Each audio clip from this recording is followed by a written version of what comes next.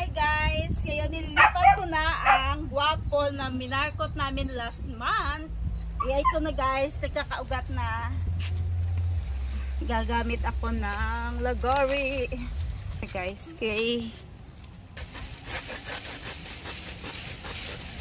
gusto kasi namin padamihin ng guwapo dito sa farm guys. Madali lang pala magmarkot eh. Wala kaming nilalagay dyan na buko ng coconut. Ano lang, sinaslice lang katulad ng markot. Yan. Ang laki na oh.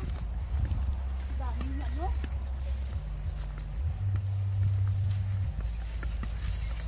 Dito ko nilipat guys. Tanggalin lang natin yun.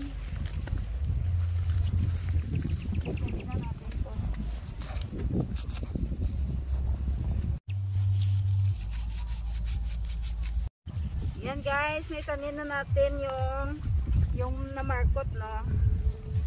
Madali lang to guys, mga 6 months lang mamunga na to. Kasi not like sa seeds na abuti ng 1 taon. So ito na siya. Yan na yung namarkot.